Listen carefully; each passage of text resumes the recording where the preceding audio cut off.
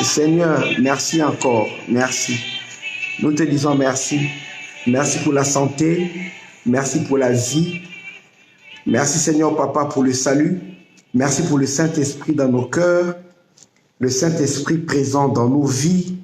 Merci pour le pardon des péchés que nous avons en Christ. Merci pour tout. Nous recommandons ce moment de partage de ta parole entre tes mains. Bénis notre cœur, bénis notre entendement, bénis nos vies. Nous sommes là pour toi. Nous sommes là par toi. Tous tes enfants qui sont connectés maintenant partout d'où ils se connectent, je prie que tu puisses étendre tes mains, Seigneur, pour bénir et toucher leur vie, au nom de Jésus-Christ. Amen. Soyez abondamment bénis. Nous allons parler de l'adaptation. Nous continuons dans notre enseignement pour nous permettre, nous, enfants de Dieu, de vivre pleinement le projet et le plan de Dieu pour nos vies. Je te dis qu'il n'y a aucun projet de Satan contre toi qui échappe à la clairvoyance de Dieu. Notre Dieu est omniscient. Il n'y a aucune chose que Satan peut concocter, mettre en œuvre et qui puisse échapper à la vigilance de Dieu. Notre Dieu contrôle tout ce qui nous concerne. Notre Dieu ne contrôle pas le monde. Dieu contrôle ce qui concerne la vie de ses enfants. Et il vient proposer selon son plan merveilleux des solutions pour nous, la direction nécessaire pour nous permettre de vivre selon sa volonté. Alors tu dois comprendre dès maintenant que ce que l'ennemi aime attaquer d'abord dans ta vie, c'est ta foi. C'est ta foi. Parce que dès que ta foi est attaquée, dès que ta foi est touchée, dès que ta foi est affectée, c'est ta relation même avec Dieu qui est affectée. Nous sommes sauvés par la foi au moyen de la grâce. Donc nous sommes sauvés par la foi. Et nous vivons notre relation avec Dieu par la foi. Nous sommes garantis de l'assistance et de l'aide de Dieu ici sur la terre par la foi. La Bible déclare que le juste vivra par la foi. C'est quand on a la foi en Dieu qu'on va se comporter d'une certaine manière et on va refuser de faire certaines choses. Et je te bénis, ma fille Nicole. La foi en Dieu nous permet de garder les yeux fixés sur les promesses de Dieu. Tout ce que Dieu aime au-dessus de tout, c'est qu'on puisse lui faire confiance, qu'on puisse croire en lui. Alors Satan, comme il ne peut pas arrêter Dieu et que la foi active la main de Dieu dans nos vies, tout ce que Satan va essayer de faire dans ta vie, c'est d'affecter ta foi, t'empêcher de croire en Dieu, de croire en l'intervention de Dieu. Tu sais, Dieu sait, avant de te convertir, Dieu sait que tu y allais pécher. Dieu sait. C'est pourquoi il a pourvu le pardon des péchés au travers de son Fils Jésus. Pas le pardon des péchés pour les païens seulement, mais le pardon des péchés pour les chrétiens. Dieu savait que les gens remplis du Saint-Esprit, ses enfants allaient pécher. Il sait. C'est pour ça que si nous confessons notre péché, il est fidèle et juste pour nous les pardonner et le sang de son Fils nous purifie de toute iniquité. Là, nous ne sommes pas pardonnés comme les gens du dehors qui viennent pour entrer dans la maison de Dieu. Non, nous sommes pardonnés comme les gens du dedans. Dieu pardonne les païens pour faire d'eux des enfants de Dieu et Dieu pardonne également ses enfants. Vous savez, il y a des pardons qu'on accorde aux païens, pas pour qu'ils soient sauvés. Au moment que Jésus-Christ était en train de mourir, il a dit, Père, pardonne-leur parce qu'ils ne savent pas ce qu'ils font. Il leur a demandé à Dieu de leur pardonner ce qu'ils sont en train de faire maintenant comme péché. Mais le pardon de ce péché-là n'effaçait pas tous leurs péchés. Ils restaient païens, mais Dieu leur pardonnait d'avoir été des instruments de mise à mort. Quand Étienne était en train d'être lapidé, avant de mourir, il a dit, Père, ne leur impute pas ce péché. Les gens qui lapidaient, qui tuaient Étienne, ils ont été pardonnés pour le péché du meurtre d'Étienne, y compris Paul qui était là, mais ils n'ont pas été pardonnés pour que tous leurs péchés soient lavés, qu'ils deviennent enfants de Dieu. Donc même les païens reçoivent un pardon ponctuel pour un certain péché. Quelqu'un peut pécher, il demande pardonne-moi, on le pardonne. Quelqu'un peut me faire du mal, moi en tant que pasteur, un païen, je dis je te pardonne. Quand je dis que je te pardonne le mal que tu m'as fait, ça ne veut pas dire qu'il devient sauvé. Ça ne veut pas dire que tous tes péchés sont pardonnés, non, mais le mal que tu m'as fait là, Dieu l'a pardonné. Alors, mais quand quelqu'un se répand de sa mauvaise vie pour donner sa vie à Jésus, c'est là qu'il obtient maintenant le pardon ou tes péchés. Tous ces péchés sont lavés, purifiés. Il devient comme un bébé qui est un nouveau-né. Il n'y a plus de péché. Parce qu'il n'y a plus de connaissance pour ceux qui sont en Christ. De même, nous qui sommes maintenant en Christ, quand tu pêches maintenant, quand tu marches, tu pêches, tu mens, tu fais quelque chose, et tu es en colère, là où tu ne fallait pas, tu calomnies, tu me dis, tu détestes ton cœur, celui qui déteste son frère est un meurtrier. Et voilà, tu tombes dans l'impudicité, et peu importe, tu fais quelque chose de mal, tu peux demander pardon à Dieu. C'est pas que parce que tu es chrétien, que quand tu demandes pardon à Dieu, Dieu ne va pas écouter. Non, Dieu t'écoute. Il te demande pardon. Parce qu'il y a la relation qui est déjà établie. Il y a quelque chose que les enfants doivent comprendre. Ah, allons d'abord, je vais expliquer quelque chose d'important aujourd'hui. Excusez-moi. Ici, en train de tirer le chargeur ici. Tu es en train de me faire des... Elle me fait des siennes. Tu ne peux pas rester là quand même, bien aimé chargeur. Permettre de prêcher la parole normalement. Voilà. On s'entend comme ça. Gloire à Dieu. Écoutez-moi très bien. Nous lisons comme notre verset de base. Hein? Romains chapitre 12, versets 1 à 2. Bien-aimés, je vous exhorte, la Bible déclare, bien-aimés, je vous exhorte par la compassion de Dieu à offrir vos corps comme un sacrifice vivant, saint et agréable à Dieu, ce qui sera de votre part un culte raisonnable. Ne vous conformez pas au siècle présent, mais soyez transformés par le renouvellement de l'intelligence, afin que vous compreniez quelle est la volonté de Dieu, ce qui est bon, agréable et parfait. La parole, j'aime. Alors, c'est Romains 1 à 2, c'est la base de notre texte. Alors, écoutez, la déclare que nous devons rendre un culte agréable à Dieu. C'est quoi le culte agréable à Dieu? On a dit, offrez vos corps comme un sacrifice vivant. Bien aimé, tu dois savoir que dès que tu y es à Jésus, ton corps ne t'appartient plus. Ton corps ne t'appartient plus. Ton corps, tu dois l'offrir à Dieu. Cela ne veut pas dire que tu veux faire souffrir ton corps, vivre dans les pénitences, comme vivaient certains moines catholiques qui se flagellaient pour dire que leur souffrance, là, ils offraient ça à Dieu. Non. D'autres qui assujettaient leur corps, d'autres qui étaient des ascètes comme les Bouddhas, les bouddhistes, qui refusaient de manger pour faire souffrir le corps. Le corps n'est pas un ennemi, mais c'est un instrument qui peut être au service de Dieu. Et Satan aussi réclame ce même instrument pour être à son service. Il faut que tu prennes ton corps, tu le soumettes à l'autorité de Dieu, de sorte que tu ne puisses vivre que ce qui est vital, ce qui est bon, selon la volonté de Dieu. Dans le corps que nous avons, il y a des besoins vitaux. Il y a le besoin de boire, il y a le besoin de manger, il y a un besoin de se reposer. Dieu a mis un cycle dans le corps qui t'impose de se reposer, et souvent, tu arrêtes de voir ou même d'entendre, on appelle cela le sommeil. Il y a deux choses qu'on paye toujours, on dit dans ma langue, il y a toujours la dette du ventre, tu dois finir par payer, et la dette du sommeil. Peu importe le temps que tu passes endormi, tu finiras par payer la dette du sommeil. Ça risque d'attraper à un mauvais endroit. Peu importe comment tu refuses de manger, tu finiras. Jésus, après avoir jeûné 40 jours et 40 nuits, il eut faim. Même Jésus, après avoir fini de jeûner là, il a eu faim. Dans la dette de la nourriture, tu dois toujours finir par la payer. Tu dois finir par la payer. Donc, notre corps a ces besoins-là. Besoin de manger, besoin de boire, besoin de se reposer.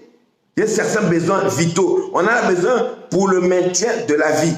Il y a d'autres besoins qu'on a dans notre corps. C'est le besoin de certaines joies, d'éprouver certains plaisirs. Ce n'est pas vital, mais ça fait partie du bonheur dans la vie. Quand le besoin de l'intimité, le besoin d'avoir l'intimité, rapport intime sexuel, c'est un besoin qui n'est pas un besoin vital, mais c'est un besoin qui est normal dans le bon fonctionnement de l'organisme, dans le corps. Alors, mais ce sont des besoins maintenant que tu dois les prendre pour les soumettre à Dieu, à l'autorité de Dieu. C'est-à-dire que manger selon la volonté de Dieu, boire selon la volonté de Dieu, Pas passer sa vie dans le sommeil à tout moment, ça devient la paresse. Dieu n'est pas content. Dieu n'est pas content de ça. Dieu aime le repos, mais Dieu n'autorise pas la paresse. Dieu déteste la paresse. Donc dormir selon la volonté de Dieu et procréer, avoir des rapports intimes sans la volonté de Dieu. Pour ce qui concerne la nourriture, Dieu a donné un cadre de comment on peut manger. Quand tu manges à l'excès, ça devient un péché. Là, des cas que ceux qui commettent des excès des tables n'hériteront pas le royaume des cieux. Les gens oublient cela. Boire c'est bien, mais ceux qui commettent l'ivrognerie, ceux qui peuvent boire, il y a ceux qui peuvent boire les boissons non alcoolisées, il y a ceux qui sont alcoolisés, mais ceux qui vont jusqu'à l'ivrognerie, l'ivrognerie est un péché qui est réprimé par la parole de Dieu. Vous savez, on doit maintenant ramener les chrétiens, les enfants de Dieu, dans la parole, parce qu'on a enseigné aux enfants de Dieu les doctrines, les cultures, les coutumes des hommes, les habitudes religieuses, pleines d'hypocrisie d'ailleurs, mais qui n'ont rien à voir avec le commandement de Dieu, de sorte que les gens sont retrouvés avec des lourds fardeaux, des fois difficiles à porter, une loi que Dieu ne leur a pas imposée. Et quand tu es convaincu quelque chose qui est péché, cette chose-là devient un péché pour toi quand tu oses. C'est-à-dire que je suis convaincu que ça c'est un péché. Maintenant, quand tu fais le compteur de ça, même si ce n'est pas un péché, tout ce qui n'est pas le fruit de la conviction devient un péché. C'est grave. Donc, Dieu, qu'est-ce qu'il a fait? Si dans ma tête, je suis convaincu que c'est de la conviction. C'est pourquoi soyez enseignés pour ne pas charger vos vies de péchés inutiles. Il y a une de mes filles spirituelles qui m'a écrit dernièrement, qui m'a demandé.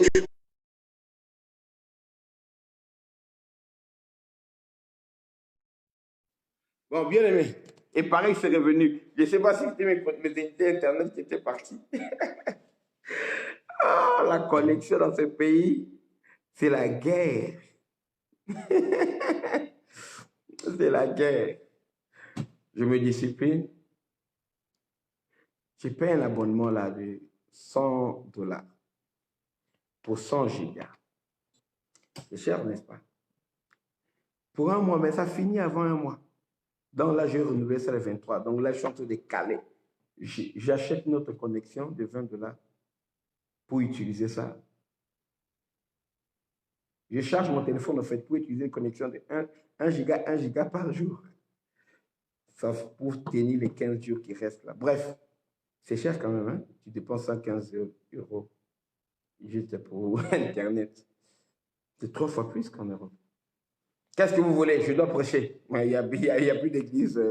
Il faut prêcher. On doit prêcher. Vous êtes important pour nous. On doit vous parler de la part de Dieu. C'est pourquoi quand les pasteurs demandent les offrandes, il n'y a pas d'église. Ils demandent les offrandes. Je ne suis pas allé chez Vodacom ici en leur disant, je dois prêcher. Donnez-moi des unités gratuitement. Ils vont dire, si vous êtes malade, ils vont dire, monsieur le pasteur, comme ils aiment dire là, monsieur le pasteur. Alors, écoutez-moi très attentivement. Si ça coupe, je recharge le téléphone rapidement, pam, pam, pam. Il y a l'argent dans le truc de téléphone là, Orange Money, whatever. Le temps de transférer ça pour acheter les unités, papa, ça prend quelques secondes, ok? Voilà. Et puis, je relance notre vidéo. Vous revenez sur la même page, je relance notre vidéo. So, yeah, I should. Ok. Alors, so, je disais quoi? Il y a une de mes filles qui m'a écrit comme ça, qui m'a demandé, pasteur, est-ce que nous devons prier avec la tête couverte ou non? Parce que j'ai lu ici la tête couverte. Je l'ai expliqué. Oui, porter le voile à la tête couverte, ce sont des principes que Paul avait énoncés dans l'Église au début du siècle, parce que dans les coutumes de cette époque-là, les femmes devaient être voilées. Et ça créait un désordre parmi les chrétiens au nom de la liberté en Christ, quand les femmes, que ce soit chez les Juifs ou bien dans d'autres nations, mais dans d'autres nations, il y avait aussi les Juifs et puis tout ça, les femmes venaient maintenant en étant non voilées. C'était comme si les femmes étaient dévergondées. On les considérait comme exactement au XXIe siècle, c'est comme ça chez les musulmans aussi. Hein, on porte le voile pour montrer, dès qu'on est une jeune fille, une femme, hein, une jeune fille qui commence à grandir, on porte le voile, tout ça. Et surtout quand on est marié, on sort avec le voile pour montrer l'autorité à laquelle tu dépends. C'est exactement comme ça se passait. Alors, et cette créer un désordre, c'est quoi Paul avait dit? Il y a des simples preuves. La nature ne nous enseigne-t-elle pas que c'est une honte pour un homme de garder les longs cheveux mais c'est une gloire pour la femme de porter de longs cheveux. Et tout. Bref, est-ce qu'aujourd'hui, c'est une honte pour un homme encore d'avoir de longs cheveux? Non, ce sont des choses qui ne tiennent pas. Ok, quand la femme coupe les cheveux, c'est une honte pour elle. Non, aujourd'hui, les chrétiennes coupent les cheveux, ce n'est pas un péché. Mais on parlait dans ce temps-là, quand une femme se coupe raser la tête, c'était une grande honte. Donc, si on doit appliquer la Bible, le voile là, il faut aussi, la fille ne doit plus jamais couper les cheveux. Il faut laisser les cheveux coupés. Alors, ce sont des principes qui étaient donnés. Il y a des lois qu'on a données pour créer la paix sociale. C'est pourquoi, y compris parmi ces lois-là, il y avait également la loi que Paul avait instruit aux enfants de Dieu pour un temps, quand il a fait une réunion avec les Juifs à Jérusalem concernant manger la viande sacrifiée ou bien les viandes étouffées ou manger du sang comme du boutin. On avait dit à Paul, dis aux païens, là où tu prêches les païens, c'est-à-dire les autres nations, de ne pas manger du sang, de ne pas manger les viandes étouffées. Il faut que les viandes soient sacrifiées selon un rituel juif pour que ça soit caché. C'est exactement l'équivalent des viandes halal sacrifiées. Donc, on doit couler le sang de l'animal et non qu'on le touffe, on lui tape un truc sur la tête et on doit répandre d'abord le sang. C'est d'une certaine manière un rite. Et Paul avait prêché ça aux chrétiens. Il était obligé de prêcher ça après le concile de Jérusalem là. Mais après, dans ses prédications, on voit qu'il a changé. Il a dit que la viande sacrifiée aux idoles n'est rien, tout et tout. Manger de tout ce qui vont au marché. Ce sont des principes qui changent. J'ai expliqué. Maintenant, là, tu n'es pas obligé. Si tu veux prier en te couvrant la tête, c'est une bonne chose. Hein, tu veux être prié en couvrant la tête, c'est une bonne chose. Et si tu veux prier aussi sans te couvrir la tête, ce n'est pas une loi. Elle m'a répondu, bon, moi, je crois que je vais commencer à prier maintenant en te couvrant la tête et tout et tout. C'est que tu me dis, là, c'est dans la Bible. Je dis, montre-moi là où la Bible, ça change. Je dis, mais moi, je suis un enseignant de la parole de Dieu. Je t'enseigne ce qu'on a fait des débats dans les écoles théologiques encore et encore et encore. Et dans mon temps, toutes les sœurs portaient les voiles. On a fait des débats. Je te donne la conclusion des longues années de travail. Tu dis, tu vas porter. Elle a dit, j'ai dit, c'est bien. J'ai dit, c'est une bonne chose. D'ailleurs, ce serait bien que tu puisses commencer à porter le voile là, pour commencer à prier. Qu'est-ce que tu veux que je fasse? Alors, le jour où elle est convaincue maintenant que porter le voile, c'est ce qui est bien, ne pas porter le voile, c'est un péché. Dans le jour où elle osera prier sans porter un voile, ça devient un péché. Parce qu'elle a mis ça dans sa conviction. Ok, Dieu n'a rien à voir là-dedans. Le Saint-Esprit voit les femmes comme Catherine Kuhlman. Elle ne priait pas de voile. Le Saint-Esprit. Les femmes comme Daisy Osborne, puissante femme de Dieu. L'onction sur elle. Regardez Joyce Meyer. L'onction. Il n'y a pas besoin d'avoir le voile. Donc, la connaissance a augmenté. On n'a pas besoin de porter un voile pour que le Saint-Esprit agisse. Quand tu mets un morceau de tissu sur la tête, quand le Saint-Esprit veut venir, il regarde, tu n'as pas de tissu sur la tête, je ne viens pas. Quand tu mets un tissu sur la tête, le Saint-Esprit vient, ah, j'arrive maintenant. J'ai vu, tu as mis un truc sur la tête, je viens. Non, ça n'a rien à voir. Comme moi, quand je vais dans les églises haïtiennes, quand je prêche aux États-Unis, la plupart des Haïtiens, ils aiment porter le voile. Des fois, ce n'est même pas le voile. Quand on parle du voile là, c'est à couvrir tout. Hein? Ce n'est pas un mouchoir de tête comme ça, vous mettez là, comme on met chez les Haïtiens ou bien quoi là. Des fois, je les vois, ils portent ça. Je ne veux pas offenser leur foi. C'est bien même si toutes les femmes pouvaient venir la tête voilée. Moi, c'est une bonne chose. Ce n'est pas grave. Mais ce n'est pas une loi. Moi, au contraire, j'aimais quand même les belles coiffures. Ça vient là et tout. On est bien, on est fait pour les seigneurs. Même quand je vois un garçon vient avec des têtes bizarres. Non, non. J'aime qu'un garçon puisse bien se coiffer la tête. C'est propre. Les femmes se coiffent bien et tout sont bien. Les gens venir bien, c'est bien. On ne se met pas de nouvelles lois inutilement. Mais notre corps doit être soumis au Seigneur. Soumis ton corps au Seigneur. Peu importe ce qui se passe autour de toi. Peu importe la manière dont les gens commencent à s'habiller. Toi, tu dois savoir qu'un chrétien a ses limites. Un chrétien a sa conduite. Un chrétien a une certaine manière de vivre. Il faut que maintenant, quand même, par ta manière de faire, ta manière de vivre, ta manière d'être, on commence à remarquer, même à l'extérieur, que tu es chrétien, c'est bien. On a voulu tellement se conformer, tout comme tout le monde là, oui, mais maintenant, on doit quand même marquer certaines différences. I'm telling the truth. On doit quand même voir quand on te regarde par ton apparence, tout et tout. C'est pas que tu as une apparence pieuse. Non, on te voit que tu es décent. Tu es chic, mais tu es décent. Tu es chic, mais tu es décent. Tu es chic, c'est pas que tu as porté des trucs bizarres. Tu es une fille chic, mais tu sais jusqu'où peut s'arrêter quand même ta jupe. Jusqu'où peut t'arrêter, c'est pas ce que tu portes. Quel genre de vêtements tu dois porter. Il y a des petites choses comme ça. J'aime pas m'attarder sur prêcher sur ces choses-là, parce qu'il y a des choses encore plus essentielles. Mais dans l'heure où nous sommes, dans l'heure de la confusion, il faut qu'il y ait certaines choses qui manifestent quand même que tu es habillé de manière décente. Et je lui ai dit. Et il y a, vous savez, des versets comme obéissez à vos conducteurs. Ça, ce sont les versets, les gens vont dire, ah, aujourd'hui, je vais commencer à appliquer ça. Les versets comme payez la dîme. Les versets comme prête à celui qui te demande. Les gens ne jurent pas, ah ça, je vais commencer à obéir ça. Je dois prêter à ceux qui demandent. Ceux qui prêtent aux pauvres prêtent à l'Éternel. Les gens ne veulent pas. Mais ils cherchent des versets, oh, j'ai le voile sur la tête. Moi, je jure de porter le voile. Et tu veux faire ça, c'est ton problème. Mais ça, moi, je vais t'acclamer. Je t'acclamerai. Tant que tu pries, ça va.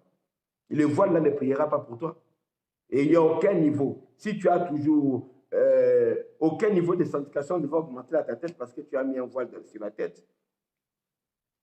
Ça ne demande rien. C'est ton cœur, ta manière de te présenter à Dieu.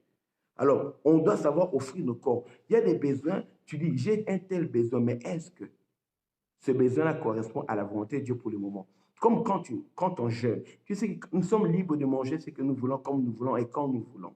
Mais quand tu décides que je dois jeûner, dans le moment de jeûne, là, c'est un moment d'accord où on ne mange pas pour vaquer à la prière. Dans le moment de jeûne, quand toi tu viens manger, tu commets un péché parce que tu es en train d'enfreindre ce que vous êtes convenu de donner à Dieu.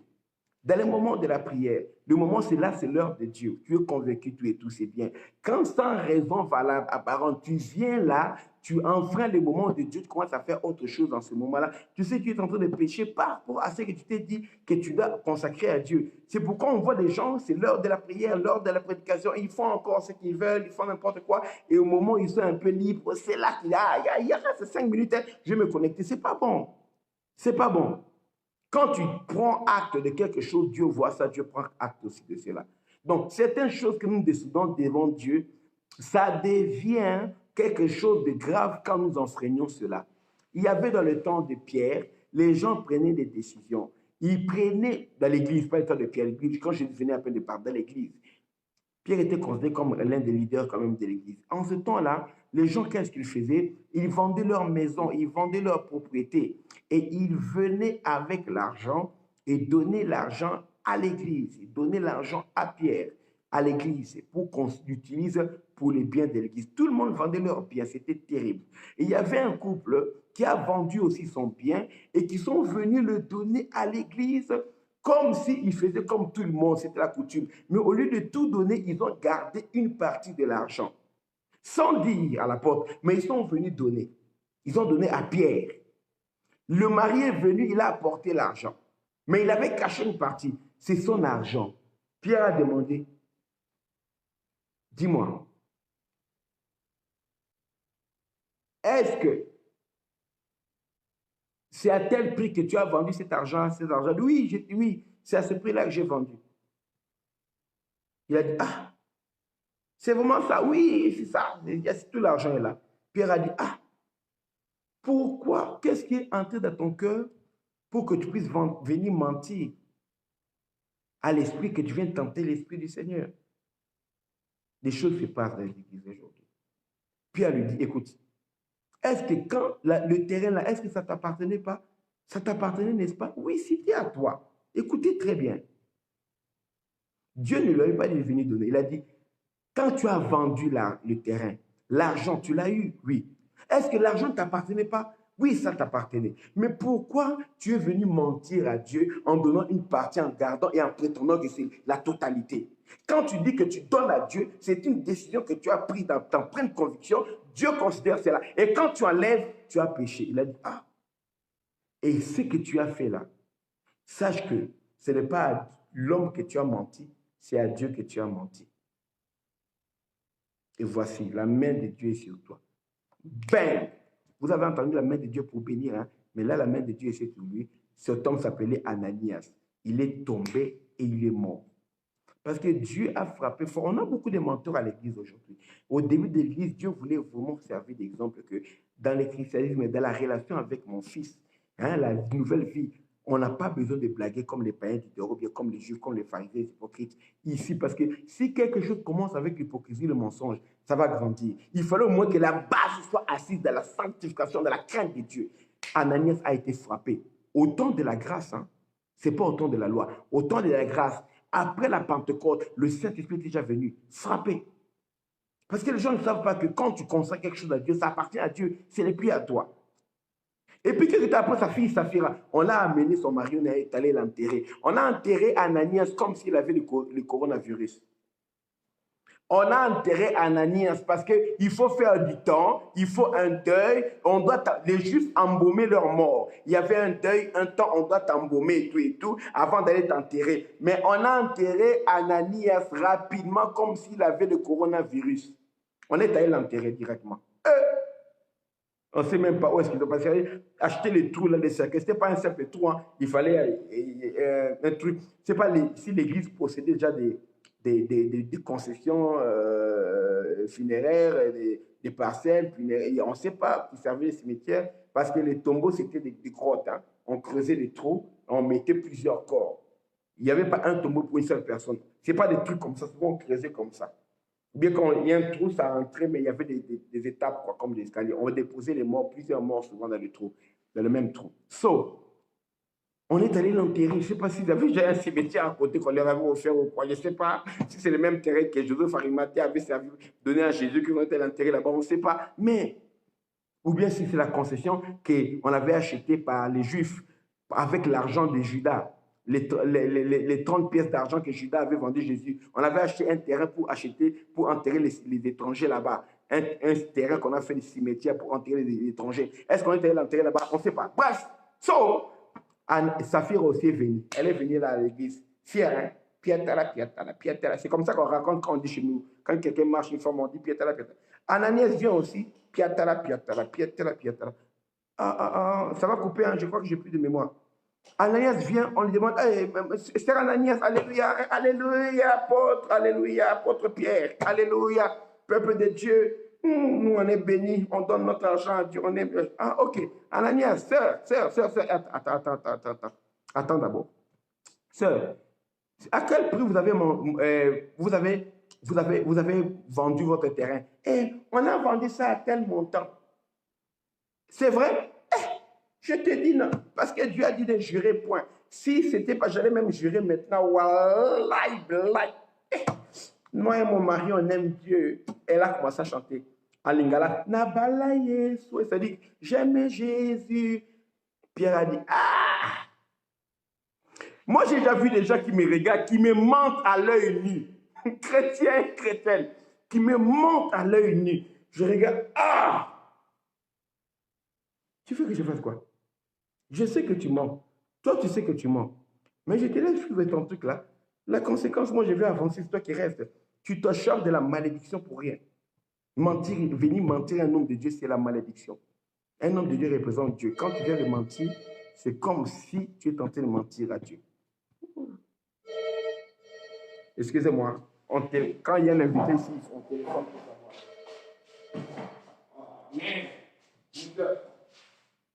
Alors? Bonjour.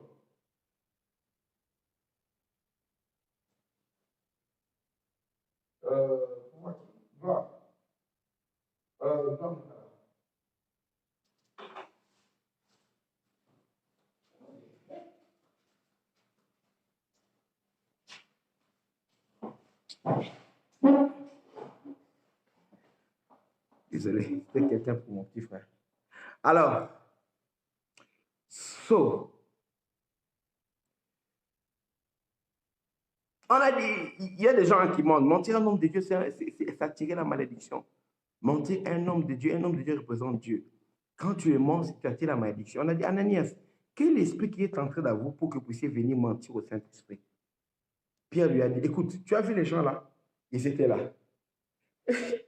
C'était les gens, je vois, ils avaient la tête des gens là, tu vois, les danseurs des cercueils, ils étaient là. Tu as vu ces gens? Pierre lui a dit, ces gens, ils ont transporté ton mari. Ils ont été l'enterrer. Ils vont te transporter aussi pour t'enterrer. Vous imaginez ça? C'est dans l'église que ça se passe. Les gens jouent avec l'église. Bien aimé, pendant que vous êtes dans le confinement, changez votre comportement quand vous allez retourner à l'église. Ne vous conformez pas comme les gens du monde, les siècles présents, les gens qui viennent insulter l'église, qui viennent mentir à l'église, qui viennent avoir des copains, des copines à l'église, qui viennent des célibataires pour prendre les hommes mariés à l'église, qui viennent des célibataires pour prendre des femmes mariées à l'église. Changez votre comportement maintenant avant de retourner à l'église. Si le Covid-19 ici ne t'a pas pris cette crise, ne t'a pas appris à craindre Dieu, change ton comportement avant de retourner à l'église. On ne joue pas avec l'église. On ne joue pas avec la maison du Dieu vivant. L'église, c'est la maison de Dieu. La maison du Dieu vivant, c'est la colonne et l'appui de la vérité. Change. Si tu crois que l'église, c'est la maison de ton grand-père, le pasteur, c'est ton grand-père, même si vous êtes familier, change. Même s'il était arrivé une fois ou quoi, d'avoir fait le mal avec un membre de l'église, un membre de la chorale, ou bien tu es sorti avec quelqu'un de la chorale ou quoi, vous avez décidé de vous repentir, vous êtes repenti, on vous a, je sais pas, encadré, suspendu, relevé de votre suspension. Quand tu vous révèles maintenant, change. Quand tu décides d'aller à l'église, même si dans l'église, là, tu es proche des familles au pasteur, même si tu avais couché avec le pasteur, là, tu décides de rester là-bas, tu t'es repenti, tu décides de rester là-bas, change ton comportement. Ne viens pas comme si l'église était une foire ou quoi, ça continue, non. Si tu ne peux pas craindre Dieu là-bas, va prier ailleurs. Mais là où tu iras là-bas, crains Dieu, n'apporte pas le même comportement là-bas. Crains Dieu. Peu importe le monde où tu seras, tu écoutes ces messages chrétiens. En retournant à l'église, change de comportement. On a dit à Saphira, tu viens jouer comme ça à l'église? Regarde les gens qui ont transporté ton mari. J'avais dit à ton mari que la main de Dieu est sur toi. Il est tombé, il est mort. Vous croyez que la main de Dieu, c'est mort? Oh, j'ai vu une vision, la main de Dieu, c'est la bénédiction. Qui t'a dit c'est la bénédiction? Tu t'es d'abord discerné. La main de Dieu, là, c'est la bénédiction, bien, c'est la gifle de Dieu pour te gifler, pour te frapper. Attends, tu dois savoir. Dieu étend ta main pas seulement pour bénir, il étend ta main aussi pour frapper. Seigneur, regarde mes ennemis, étends ta main. Oui, Dieu peut étendre ta main et étendre la main pour frapper, toucher les ennemis. Tu dois comprendre. Tu dois comprendre cela. Et par la grâce de Dieu, c'est toujours la grâce de Dieu. Ce que Pierre a dit, c'est ce qui est arrivé. Hein. Ils vont te transporter. La femme là est tombée. Bang! Saphira. On l'a transportée. Elle est morte. On l'a transportée pour aller l'enterrer. Parce que les gens veulent copier les choses du monde. On critique les enfants de Dieu. On insulte. On vient avoir des copains. On a des fiancés dans les églises qui sont pareils comme les fiancés qui sont dans le monde. Les mêmes fiancés, ceux qui font les fiancés du monde, c'est les mêmes fiancés. Bien aimés, ne vous conformez pas au siècle présent. Vous devez être des exemples pour montrer aux fiancés du monde ce que c'est que les vraies fiançailles en Jésus-Christ. Les jeunes qui sont en train de grandir maintenant, qui ont 14, 15, 16 ans, 17, 18 ans, 19 ans, ils doivent voir vous les aînés dans l'église comme des exemples. Toi, la grande sœur, tu dois être une grande sœur exemplaire pour celles qui sont en train de venir à l'église. Toi, le grand frère, tu dois être un grand frère exemplaire pour ces jeunes gens qui sont en train de grandir, venir à l'église. Ceux qui servent Dieu doivent être des exemplaires. Les hommes doivent être des personnes exemplaires pour ceux qui sont à l'église. Mais maintenant, la confusion, c'est quoi? La manière de penser du monde est maintenant dans l'église. On croit que j'ai cherché le monde, j'ai trouvé dans l'église, c'est dans les accoutrements, les habillements. Non, ça, cette chemise, là où j'ai acheté ça à Paris, il y a d'autres païens qui sont allés acheter avec ça, la même chemise. La voiture avec laquelle Dieu roule, il y a d'autres païens qui ont ça, même des occultistes qui ont ça. Tout ce que tu achètes là, la montre, ton portable, même les occultistes ont ça. Toi qui suis les lives avec ça, il y a des gens qui suivent les hommes et les femmes nus avec le même portable là, le même forfait Internet. Mais ce que tu fais avec ce que tu as, c'est ce qui va marquer la différence. Adapte-toi, on prend ce qui est dans le monde, c'est que nous avons la technologie, nous l'utilisons cela pour la gloire de Dieu. C'est ça l'adaptation. On ne doit pas continuer à prêcher sur le monde. On a fermé les églises, on s'adapte. Maintenant, c'est la connexion, les lives ont explosé, les gens utilisent maintenant Zoom, les gens ne connaissaient même pas que Zoom existait. On s'adapte pour savoir qu'est-ce qu'on peut faire. Moi, je priais au téléphone chaque matin, 7 matin, une ligne téléphonique, il faut appeler un fixe Paris. Mais à Paris, quand je suis ici, je commence à changer d'unité, mais c'était cher pour téléphoner là-bas à Paris. Une des fidèles m'a dit, OK, il faut utiliser Zoom. C'est une application, même, tu n'as plus besoin d'appeler. Quand tu es Internet, tu peux faire. Maintenant, j'utilise Zoom pour les cultes que je fais le mardi, le jeudi et le dimanche. Donc, avant de me connecter, il y a d'abord 1 heure de Zoom de prière, que les gens utilisent de prier avec moi ou de prier avec l'église sur Zoom, avec les responsables que j'ai mis. Bref, c'est pour dire quoi? Chrétien, tu dois savoir que ton corps, ton être appartient maintenant à Dieu. Ne fais pas n'importe quoi avec ton corps. Dieu va te redemander compte. Maintenant, tu utilises ton corps là pour le péché, pour l'impureté, pour l'impudicité. Maintenant, quand ce même corps est malade, tu vas demander à Dieu de te guérir pour retourner faire le péché avec. Dis-moi, est-ce que tu ne mérites pas vraiment que Dieu te donne une baffe? Ou bien si Dieu ne veut pas te donner une baffe, que Dieu laisse les soins à Satan, que Satan puisse te donner une baffe. Est-ce que tu ne mérites pas cela? Et du coup, la baffe de Satan commence à faire. Il met ça dans les braises de l'enfer. Il tourne sa main là, c'est rouge. Quand il te donne une baffe, là tu sauras. On va aller te perfuser. C'est grave. Ne vous conformez pas. Bien-aimés, offrez vos corps comme un sacrifice vivant. Utilise ton temps pour la gloire de Dieu. Tu es toujours sur ton téléphone. Bien-aimé, tu y regardes quoi? Tu n'as aucune recherche, aucune étude. Les gens sont là, et sur leur téléphone encore et encore et encore. Non. Non. Rien que en train de regarder la vie d'autres personnes, la vie d'autres gens. Ce que d'autres gens ont mis là, c'est ce que tu es en train de passer ta vie à regarder, à regarder, à regarder, à regarder, jusqu'où et tu ne veux rien rater. Toi, tu participes à quoi? Quelle est ta participation? Chaque jour, vous voyez combien de postes je mets. Vous voyez, non? La pensée de Dieu, c'est si je te partage. Je partage pas. Le monde en a besoin parce que ceux qui partagent de mauvaises choses sont plus riches que moi. Ils utilisent des grandes chaînes de télévision. Moi, je n'ai que ces petites connexions. Alors, je sature aussi. Ça va tomber sur quelqu'un. Ça va tomber sur quelqu'un. Ça va tomber sur quelqu'un qui va écouter. Il y a que 3 jours, quelqu'un qui m'a écouté, qui avait lu 3-4 jours. Homme de Dieu, oui, j'ai vu ton message et tout, il y avait ton numéro sur Instagram, je t'appelle, oh, ok, voilà, oui, j'ai un problème, ceci, voilà, voilà, voilà, j'étais avec un tel garçon, je me découvre, voici tel nombre d'années, la personne me trompe et tout, et tout, et tout, voilà, voilà, j'étais avec lui, voilà, ok. Oui, comment ça va? Comment ça parle? On voit les dégâts que la personne a pu faire dans la vie. Je dis que tu veux te libérer, voilà, voilà. Première chose, j'ai réconcilié la personne avec Jésus-Christ. Réconcilie-toi avec Jésus. Et puis après là, on va continuer dans autre chose. Tu arrêtes cette relation-là, tu mets ta vie en ordre avec Dieu, et là, Dieu va te bénir. Ne vois pas que tu es avec Dieu, tu continues avec une relation de péché, et tu espères que Dieu va te bénir là-bas. Il y en a qui sont comme ça. Il y en a qui sont comme ça. Ils ne veulent pas arrêter. J'ai dit à la personne, tu vois la personne là-haut, et tu as vu, oui, tu as compris, non? Ne t'aime pas, ne te respecte pas. Ce qu'il fait maintenant, commence maintenant, coupe les relations, coupe, il faut le bloquer, oui, bloque-le, efface son numéro et tout ça. Et son numéro change de numéro avant de bloquer, parce que si tu effaces son numéro, tu ne peux pas bloquer son numéro. Change ton nom dans le numéro, écris sur ton téléphone, son nom devient ne pas répondre. Donc, si il appelle, ça apparaît quoi? Ne pas répondre.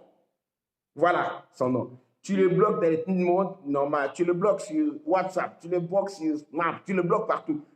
Ça veut dire que même après une année, si tu vas le débloquer ou quoi, tu seras déjà fort pour résister à tout ce qu'il fera. Tu auras construit ta relation avec Jésus-Christ. Maintenant, tu veux te séparer d'une vie de péché, d'une relation avec quelqu'un, mais tu gardes toujours la personne là. Et dès que la personne a publié quelque chose, tu es en train de courir là-bas. Hey, je vois, la publié quoi? Bien aimé, toi-même, tu ne t'aimes pas. Regarde-toi dans le miroir, ne cherche pas un autre sorcier. Le sorcier de ta vie, c'est toi. C'est toi. Oh Jésus, je t'aime. Moi, je n'accepte plus de perdre mon temps. Il y a beaucoup de gens qui sont en train de crever. Hein. Vaut mieux prier, aider quelqu'un qui ne connaît pas Dieu, qui cherche Dieu, que de perdre le temps avec quelqu'un qu'on est en train d'aider et qui ne veut pas avancer dans les choses de Dieu. Non. Moi, dès que je vois la volonté, il n'y a pas de volonté de changement. Mon devoir, c'est de commencer à prier pour toi. Je perds plus de temps pour toi. Prier pour toi, ça dit, j'organise dans mon temps. Oh, venir commencer à te parler, prier avec. Non, non, non, non. Va vivre ce que tu veux. Le jour où tu chercheras réellement Dieu, là, tu reviendras. Offrez vos corps comme un sacrifice vivant. En sachant que ton corps est le temple du Saint-Esprit. Qu'est-ce que tu fais dire au temple du Saint-Esprit? Qu'est-ce que tu accomplis avec le temple du Saint-Esprit? Il est temps pour toi de savoir que ma vie ici, je ne peux pas la vivre comme quelqu'un du monde si je prétends être chrétien. Et quand les églises vont rouvrir, je ne peux pas aller à l'église comme les païens. Je dois commencer à respecter le temps. Et ne pas dire le pasteur va se fâcher, non. On ne vient pas à l'église en respectant le temps à cause du pasteur, sauf si vraiment on n'avait pas le choix ou quoi. Mais pour le travail, pourquoi on fait ce qu'il faut pour arriver à temps au travail? Pourquoi? Parce qu'on respecte le travail. Si tu respectes aussi Dieu, tu feras ce qu'il faut pour respecter le temps de Dieu. Pourquoi tu ne le fais pas? Parce que Dieu n'est pas dans ta priorité. En retournant à l'église, change ta manière de vivre avec Dieu. Et voici ce que je vais enseigner, ce que tu dois retenir. Comment on connaît les vrais enfants de Dieu? Il faut savoir ceci.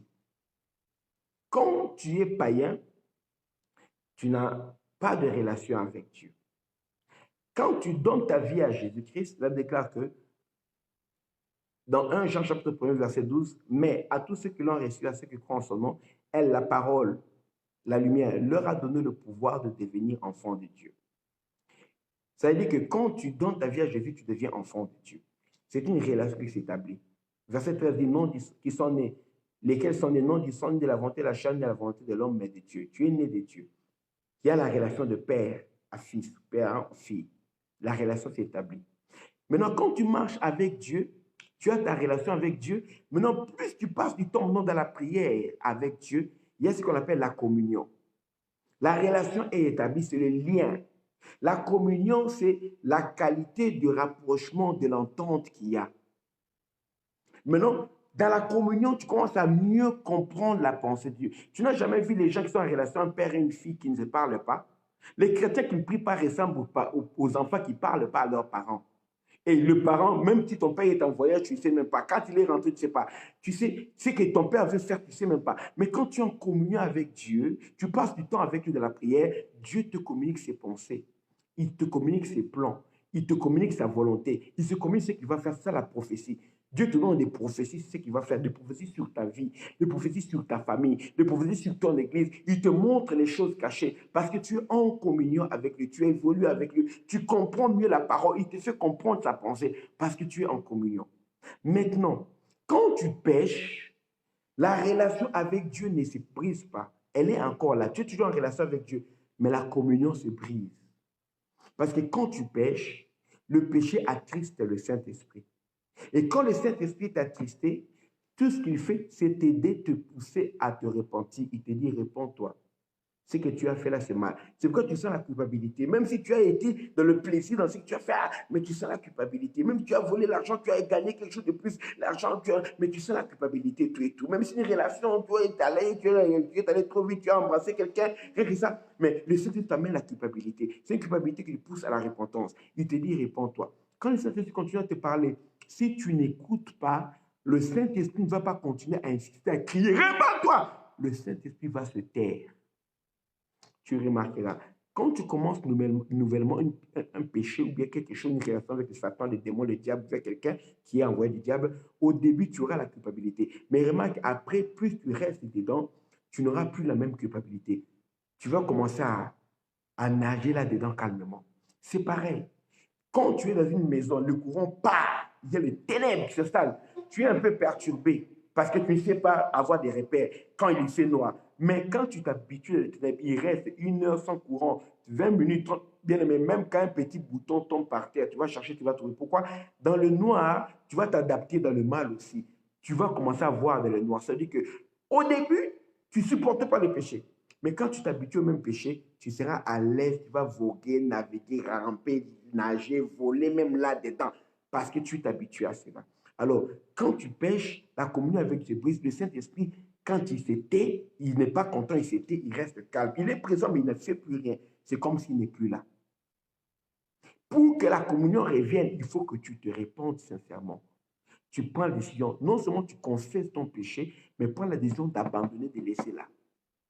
Et le sang de Jésus-Christ va te laver, te purifier. Et le Saint-Esprit sera content. Tu remarqueras que quand tu demandes pardon à Dieu sincèrement, il y a une joie qui inonde ton cœur. C'est ça, c'est la joie du Saint-Esprit. C'est le Saint-Esprit qui est content en toi. Et le Saint-Esprit communique cette joie-là à ton esprit. Là, déclare que le Saint-Esprit, l'Esprit dit à notre esprit que nous sommes enfants de Dieu. Et le Saint-Esprit communique avec notre esprit pour lui montrer le niveau des relations que nous avons avec Dieu. Si nous sommes aptes ou bien nous sommes down. C'est par rapport à ta relation. Il y a des chrétiens qui vivent là, la connexion est déjà coupée. Il n'y a plus de connexion. Ils ont des téléphones sans connexion.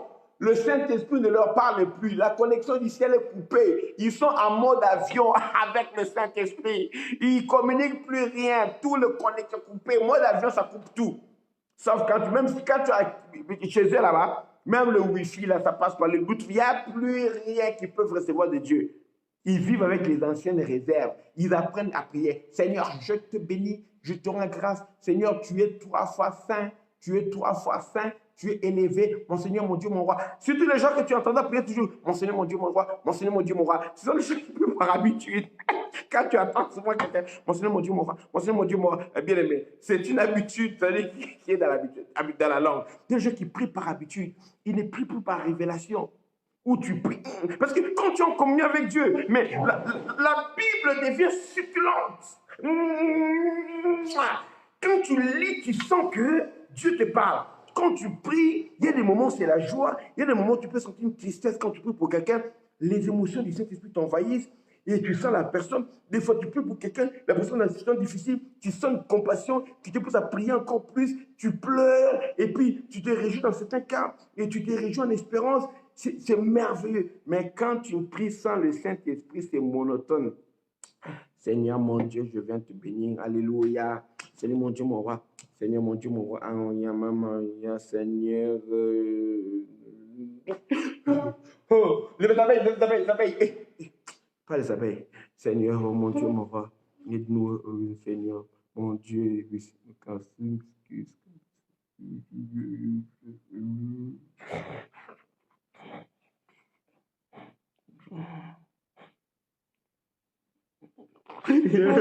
non, je t'ai détruit Jésus, je t'ai détruit Jésus.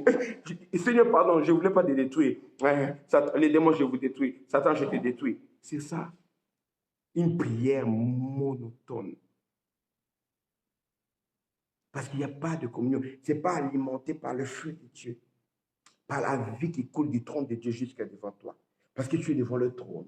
L'eau vive qui coule du trône, là, descend en toi. Il faut vivre de la sanctification pour vivre cette communion-là. Tu as des gens que tu as retenus prisonniers dans ton cœur. Moi-même, quand je ne te parle pas, je te libère des gens en tant que prisonniers dans mon cœur. J'ai plus de place dans mon cœur pour garder les gens prisonniers. Partez. Même dans le monde, quand il y a le coronavirus, on a libéré les gens des prisons. On a ouvert les prisons pour sortir les gens. Toi, tu vas garder les prisonniers dans le cœur. Dans la crise d'aujourd'hui, bien aimé, je n'ai pas encore demandé, je ne me suis pas excusé. Bien aimé, tu ne t'es pas excusé, mais pars déjà. C'est la crise. Sors déjà dans mon cœur. Sors. Libère les gens. Même si je ne vais pas te parler, même si je ne vais pas t'appeler, même si on ne va pas se voir, je retiens personne rancunier. Parce que cette rancune-là attriste le Saint-Esprit. Le Saint-Esprit n'aime pas la saleté. Ça amène la saleté, la noirceur dans ton cœur. Libère les gens. Tu es libre, bien-aimé, tu es libre. Tu étais retenu esclave comme Koutankite. Je te libère. Pas. Ne permets pas à quelqu'un de venir briser ta communion avec le Saint-Esprit. Il y a des gens qui viennent seulement pour briser ta communion avec Dieu. Décèle-les, même si c'est qui, éloigne-toi. Diminue la communication avec cette personne. Si toi, tu es là seulement pour briser ma communion avec Dieu, quand je prie bien, je vais avancer. Tu es là. Bien aimé, prends un peu de temps parce que je suis en train de faire un petit truc de prière. Ça me demande d'être concentré. Quand je finirai avec ça, je reviendrai te parler. Pourquoi? C'est pour te permettre d'avancer parce que sans communion avec Dieu, tu ne vas pas avancer. Tu sais que le Saint-Esprit t'a voué, te révélé, il y a un accident qui te guette, toi et tes enfants. Mais quand tu n'es pas en communion, tu peux rater cette information-là. Tu peux rater cette information-là et tu meurs. Pourquoi? Parce qu'on veut faire comme tout le monde. Bien-aimé chrétien, qu'est-ce que Dieu t'a dit? Oui, tout le monde fait comme ça. Qu'est-ce que Dieu t'a dit? Dieu leur a parlé. Toi, tu sais comment Dieu te parle. Dieu leur a parlé, oui. Mais est-ce que c'est ce que Dieu t'a dit? Même si Dieu a parlé à quelqu'un d'autre, vérifie par rapport à ce qu'il t'a dit. Si Dieu a changé ce qu'il t'a dit, il faut qu'il te dise, oui, j'ai changé, voici ce que je t'informe. Oui, il faut que Dieu te confirme. Je vais finir par vous raconter cette histoire, parce que je ne vais pas traîner aujourd'hui. Je vais vous raconter cette histoire. Hey, Jésus-Christ de Nazareth. Écoutez-moi cette histoire. Ouais.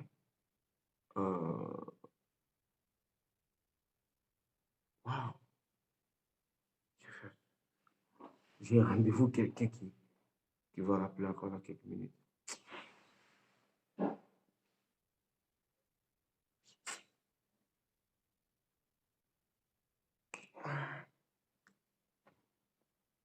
Vous voulez l'histoire? Et dites, raconte-nous l'histoire, docteur. Je vais voir ceux qui sont en train de suivre. Dites, raconte-nous, docteur. Dites-moi, raconte-nous, docteur. Raconte-nous l'histoire, docteur. Si. Dites un peu, hein, soyez vivant, soyez vivant. Dites, raconte-nous l'histoire, docteur. Allez-y.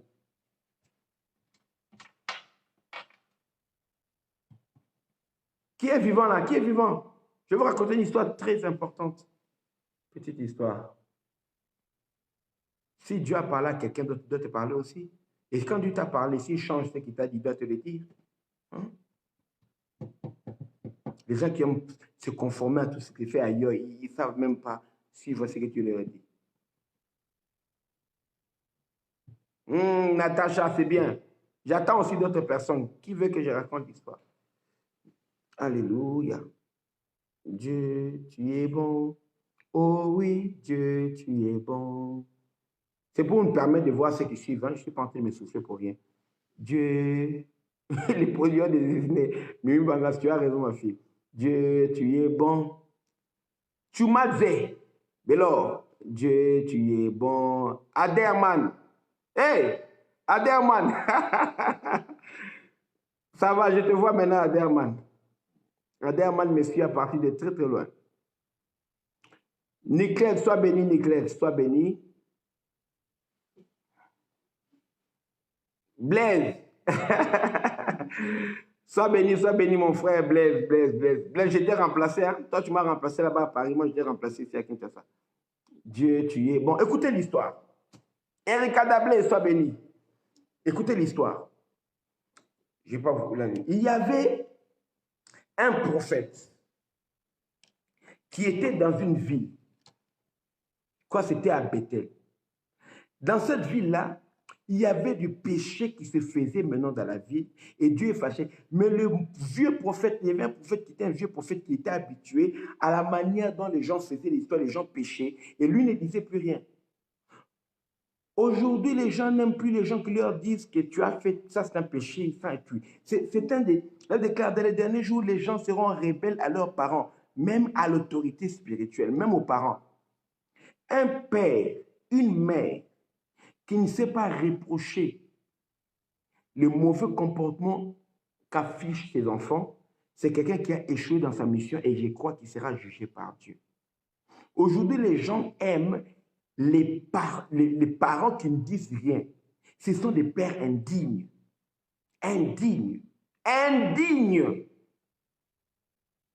Ou tu as un fils qui sort et qui revient, qui est encore sous ton toit, qui fait ce qu'il veut, même qu'il va prendre. C'est une fille, une femme qui sort comme il veut, elle rentre à n'importe quelle heure, même si elle dort dehors, tu ne lui demandes pas. Il y a des pères comme ça, des pères chidingi, veut dire des idiots dans ma langue paternelle, chidingi, des pères qui sont des chintus, ce sont des objets, des décorations, ce ne sont pas des personnes, des statues. Voilà les statues là, quand tu vas à Barbès, on vend les mannequins, les statues de mauvaise qualité là qui se commettent les vêtements. Ce sont des pères comme ça qui n'ont pas de valeur.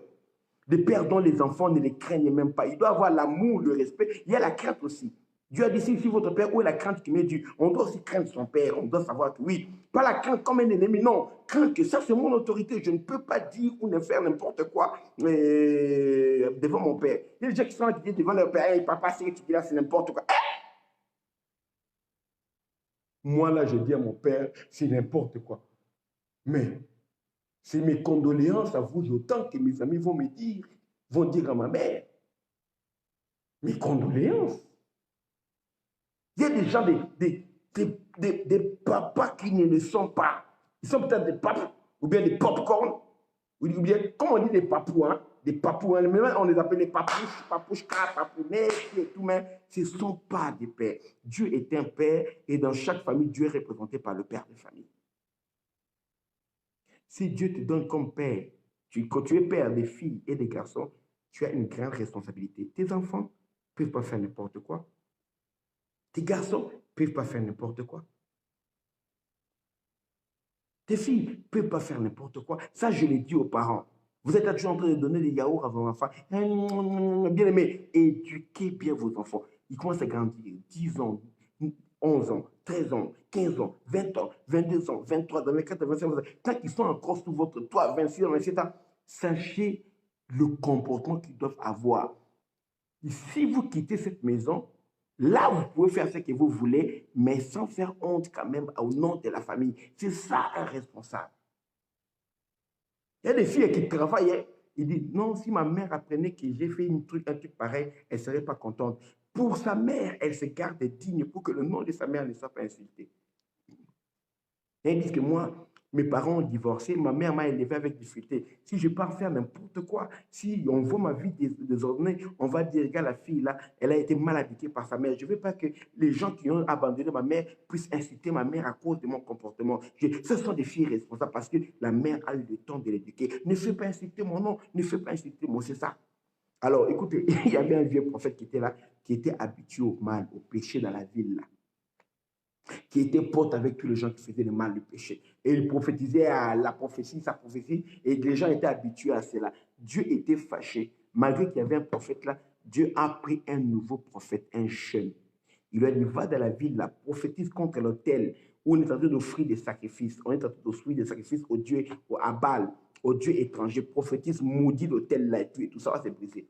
Il a dit, quand tu arrives là-bas, ne t'arrête, après avoir posé, quitte là-bas, ne mange pas là-bas, ne t'arrête pas là-bas, ne mange pas dans cette ville-là, ne bois pas dans cette ville-là, rien du tout, ne mange pas, et puis allez, rentre chez toi. Écoutez-moi bien, vous ne connaissez pas le niveau des jaloux, même des choses de Dieu. Les jeunes prophètes est venu là, il a parlé, ainsi parle l'Éternel. Il a parlé, vous verrez comme signe, l'autel va se briser. Il a parlé, oh, Dieu a mis la main, l'autel s'est brisé. Les gens ont fait, oh, quelle prophétie instantanée. Ce qu'il a dit, c'est que Dieu l'a accompli. Un jeune, c'était puissant. Les gens, wow, il était fort. Les gens ont craint Dieu, l'Éternel est Dieu. Les gens veulent venir se repentir. Que Dieu pardonne-nous, Seigneur, pardonne-nous. Tu as envoyé ton prophète, c'est moi que tu veux nous frapper. Les gens ont eu peur. Le prophète, il a provisé, il a fini. Dieu lui avait dit, pars. Il a pris ses clics, ses claques, sans manger. On l'a voulu lui proposer à manger. Il a voulu, non. Il est parti. Pendant qu'il partait, les gens sont allés dire au faux prophète, l'ancien prophète, au vieux prophète, tu es là. Oh, toi là, il faut oublier. Tu es fidèle. Toi là, il faut oublier. On a un nouveau prophète qui est venu dans cette ville. Il y a prophétie et prophétie. Il y a prophète et prophète. Il y a docteur et docteur. Il y a pasteur et pasteur. Il y a évangéliste et évangéliste. Il y a apôtre. Et ça, c'est une autre dimension d'apostolat. Souvent, ce sont les fidèles qui créent des problèmes, même entre les pasteurs. Ils ont chanté les louanges de ce prophète-là. Ça, c'est un vrai homme de Dieu. Il y a des gens qui ne vont jamais se repentir. Hein. Toute leur vie, c'est comparer les pasteurs. Docteur Samuel, c'est mieux, non? Et l'autre, c'est c'est mieux, non? L'autre pasteur, c'est mieux. Bien-aimé, tu vas changer. Et les pasteurs, ils ont leur communion avec Dieu. Toi, tu vas changer quand? Tu crois qu'on va citer le nom pasteur tel? Allez, pasteur, docteur Samuel, que tout est fidèle entre ciel, oui.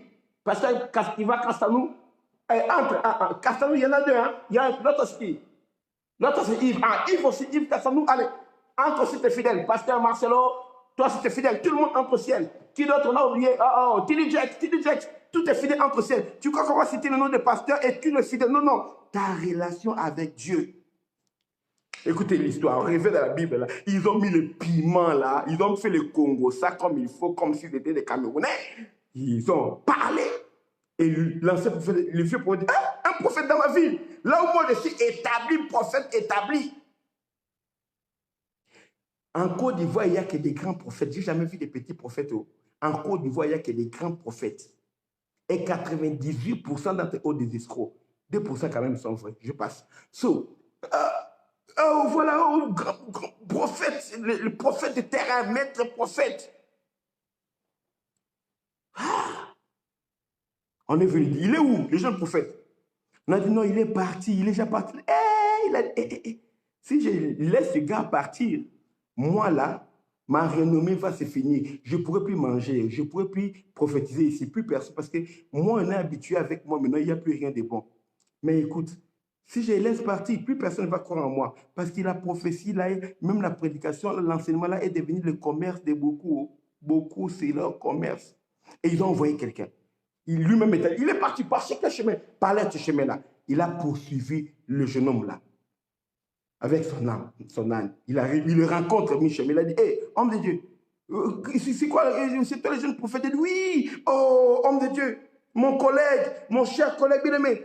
Toute personne qui t'honore, toute personne qui te chante des louanges ne veut pas ton bien. Il faut discerner. C'est lui, il est en train de chanter des louanges. Pourquoi? Il a embrassé collègue. J'ai appris le travail que tu as fait là. Moi aussi, j'étais là, mais j'ai appris. Oh non, non, non, non, c'est gueule. Pourquoi tu parles comme ça? On doit t'honorer. Tu veux partir comme ça? Dieu a parlé avec toi. On doit t'honorer. Reviens, rentre.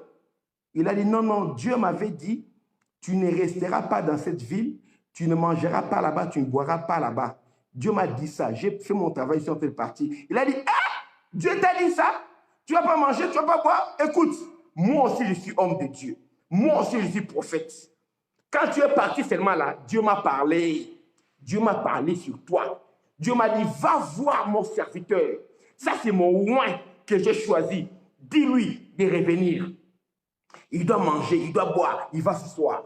Il se repose un peu. Moi, Dieu, je l'autorise. Comme il a bien fait le travail, qu'il revienne manger. Dieu m'a parlé. C'est pourquoi je te dis la prophétie maintenant.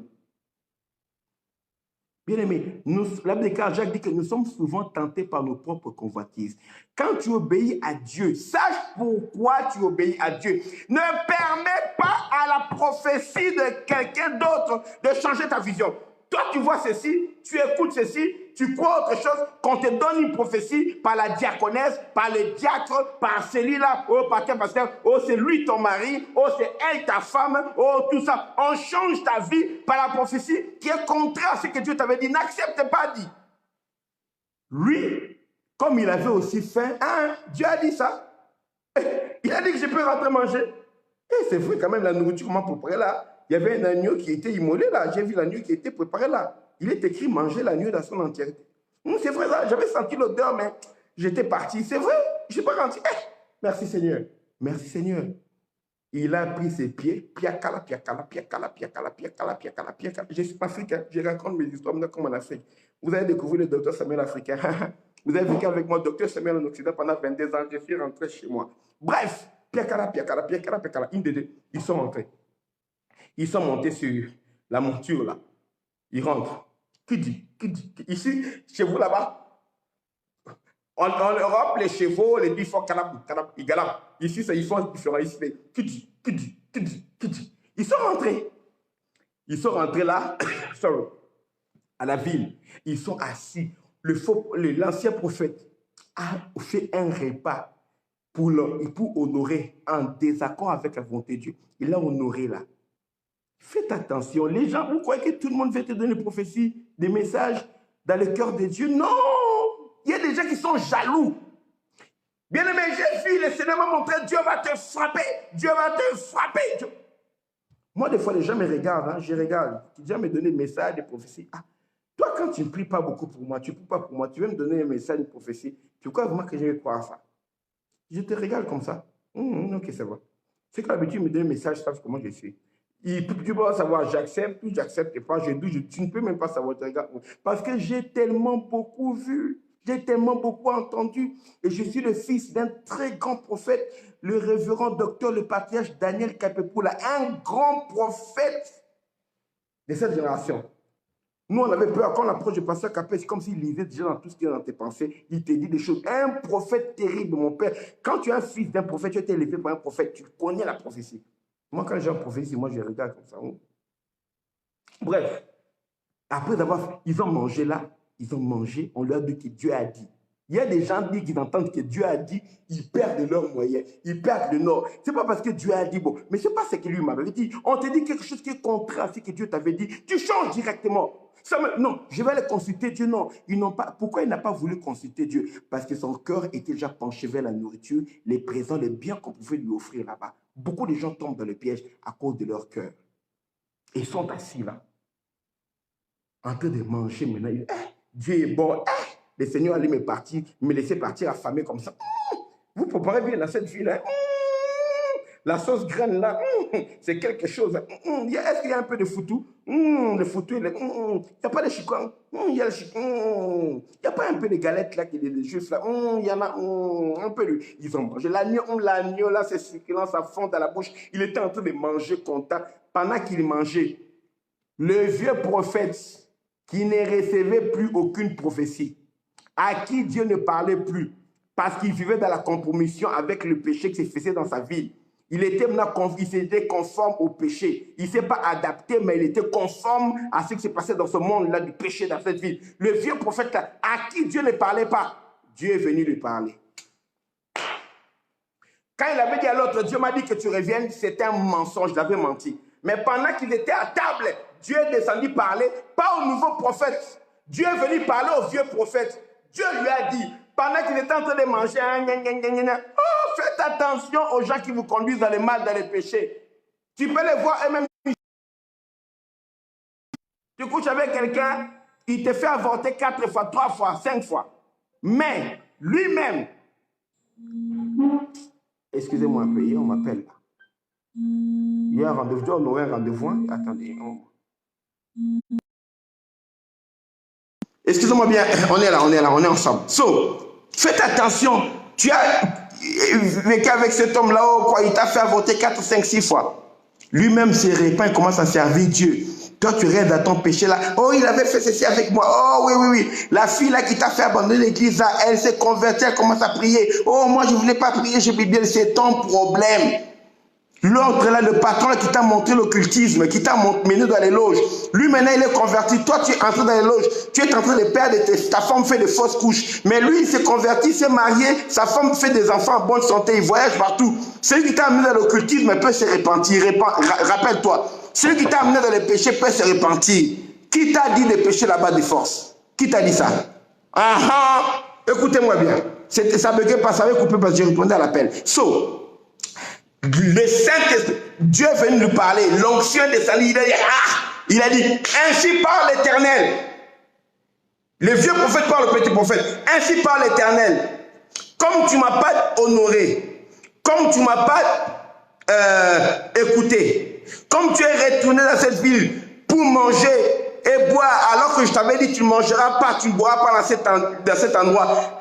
Voici, quand tu rentreras par ton chemin, le lion te rencontrera et te dévorera. Et te déchirera. Le lion va te rencontrer pour te déchirer, te tuer. Ainsi a dit l'Éternel. C'est fini. Hein? Bien aimé. Ta consolation va dire, hey, Seigneur, peut-être comme c'est un faux prophète, peut-être ça ne va pas s'accomplir. Peut-être c'est un jaloux bien aimé. Le problème, ce n'est pas le vrai prophète. Le problème, ce n'est pas le faux prophète. Le problème, c'est toi et ta relation avec Dieu. Toi, tu as brisé la communion avec Dieu dès que tu as désobéi. Tu as désobéi à Dieu. Quand les vieux prophètes, tu imagines ça, quelqu'un qui l'a conduit dans les péchés, mais Dieu parle au travers de lui. Il a parlé, prophétisé, c'est fini. Ils ont fini de manger, c'est parce qu'il a consolé, ce n'est rien. Ils ont mangé, il a laissé part. Pourquoi il n'a pas accompagné? Il n'a pas accompagné. C'est lui qui l'a ramené, il n'a pas. Le jeune prophète là est parti. Les lions l'ont rencontré sur le chemin. Ils l'ont attaqué, ils l'ont déchiré, l'ont tué, tué son cadavre, les intestins dehors. Le lion l'a déchiré. Les passants venaient, ils ne savaient pas, ils ont vu un cadavre déchiré, ils sont arrivés dans la ville. Il a dit, hey, on a annoncé, hey, il y a quelqu'un là-bas, le lion l'a rencontré, l'a déchiré. C'est arrivé jusqu'au vieux prophète. Le vieux prophète a dit, qu'est-ce qu'il y a? On a déchiré quelqu'un. On a dit, non, un étranger, on ne connaît pas. Sans même aller là-bas, le vieux prophète a dit, non. La personne qui est déchirée par les lions là-bas, c'est le jeune prophète qui était venu prophétiser ici dernièrement. C'est parce qu'il a été rebelle à l'ordre de l'Éternel que le lion l'a déchiré. Montre-moi où est-ce qu'il est. Et c'est le vieux prophète là qui est parti. On arrive là-bas, on trouve le cadavre déchiré. Le lion était là, assis à côté du cadavre. Il n'a pas dévoré l'homme, il n'a pas mangé l'homme, mais il l'a déchiré, il l'a tué, il a profané son corps, il l'a laissé là. Le lion était sur place aussi. Le lion n'a pas bougé. Les mystères de Dieu. Fais attention. Toi qui aimes te plaire à t'habituer, parce que l'autre aussi c'est un faux prophète, il a prophétisé, parce que l'autre aussi c'est un prophète, il m'a dit je vais faire comme lui. Et bien aimé, ne te conforme pas aux gens, même si tout le monde commence à faire la danse de la prophétie, même si tu es serviteur de Dieu, tout le monde commence à s'enseigner seulement la délivrance, tout le monde commence à s'enseigner seulement oh, fais ceci, fais cela. Bien aimé, ne te conforme pas au siècle présent, sois transformé par le renouvellement de l'intelligence afin que tu comprennes quelle est la volonté de Dieu, ce qui est bon, agréable et parfait. Cherche ce qui est la volonté de Dieu pour toi. Ne copie pas les gens. Même s'ils parlent ainsi par l'Éternel, Dieu m'a dit non, non, non, non. Dieu doit te dire aussi. Si tu es convaincu, c'est bon. Ce qui n'est pas le fruit de la conviction, c'est un péché. Et le faux prophète est venu pour le prendre pour aller l'enterrer. Et lui, il a continué la vie. Peut-être il n'y avait plus de concurrence. Il a éliminé. Vous l'avez vu, votre petit là, c'est moi qui ai prophétisé sa mort. Hein. Il est mort. Il a combien je suis. Il a continué. Faites attention que ta mort ne servent pas à crédibiliser d'autres personnes. Toi, tu es mort. Mais, sorry. Ils vont continuer à vivre leur vie bizarre. Parce que vous, les chrétiens, vous voulez toujours vous adapter, vous conformer à ce qui se fait autour de vous. Oh, dans ma famille, on n'aime pas ceci. Dans ma famille, on est bien aimé. Ta famille, c'est la famille du ciel ou bien la famille de la terre. Ta famille de la terre, tu dois avoir prié pour qu'ils puissent voir la vérité, que leurs yeux s'ouvrent comme toi. Au lieu que leurs yeux s'ouvrent pour venir vers toi, c'est toi qui cherches à retourner vers eux, que vous retournez tous dans les ténèbres. Et tu es content. N'appelez pas conspiration, c'est que ce monde appelle conspiration. Tout ce qu'on crie dans le monde, oh les pasteurs, oh les escrocs, tu dis la même chose. Oh la mort, et tu dis la même chose. Oh bien aimé, nous savons, nous, en qui nous avons cru. Peu importe ce qui va adapter. Bien aimé, je vous ai dit une chose, l'autre chose, vous n'avez pas écouté. Ah, j'ai dit à mes fidèles, écoutez officiellement. Vous avez le Covid-19 là, moi je crois qu'ils l'ont libéré trop tôt. Ce n'était pas leur plan. Je crois que le virus n'est pas arrivé à la perfection comme ils voulaient. Ça ne tue pas encore beaucoup de gens. 99% guéris, il y a 1% qui meurt. Le Covid-20, peu importe leur nom, on avait HNN, peu importe. Le prochain virus va être plus mortel. Déjà, ils sont en train de nous annoncer, hein, voici d'autres qui sont bien aimés. Peu importe Covid-20, Covid-21, Covid-100, Covid-1000, nous savons à qui nous avons cru. Je suis immunisé par le sang de Jésus. Je suis immunisé par le sang de Jésus. La déclare par les meurtrissures de Jésus. J'ai déjà été guéri. Nous avons été guéris. Si tu crois, c'est bien. Tu ne crois pas, c'est ton problème. Peu importe, la déclare, tu ne craindras pas la peste, l'épidémie qui se propage en plein jour. Que 1000 tombent à ta droite. En France, 10 000 à ta gauche, en Espagne, toi tu ne seras pas atteint. De tes yeux, tu verras la rétribution des gens qui sont réprouvés par Dieu.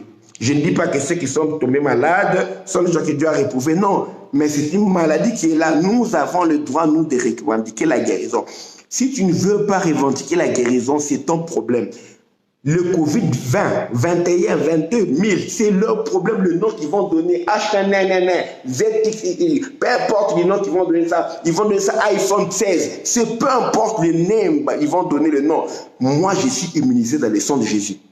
Ma famille est protégée dans le sang de Jésus-Christ. J'ai la guérison par la puissance des meurtrissures de Jésus. Vous avez compris? Amen, amen. Tu crois la guérison, dis, j'ai la guérison dans le nom de Jésus. Dis, j'ai la guérison et je suis immunisé par le sang de Jésus et par les meurtrissures de Jésus. Écris ça. J'ai la guérison et je suis immunisé par le sang de Jésus et les meurtrissures de Jésus. Écrivez-moi ça un peu. Seigneur, je te bénis. Hein? Merci pour tes meurtrissures. Alléluia. Gloire à Dieu. On a fini ici. Écrivez-moi ça. On a fini. God is good. God is good. Écrivez. Hein? J'ai la guérison et je suis immunisé par le sang de Jésus et par les meurtrissures de Jésus. Tu peux écrire en 2 phrases. J'ai la guérison par les meurtrissures de Jésus. Je suis immunisé dans le sang de Jésus. Parce que déclare que nous avons vaincu Satan à cause du sang de l'agneau. Le sang de Jésus nous garde, nous purifie. C'est notre victoire. J'ai dit, écrivez, vous êtes en train d'attendre. Vous attendez quoi, mes bien-aimés? Est-ce que vous aimez ce que vous écoutez? Pourquoi vous n'écrivez pas ce que j'ai dit là?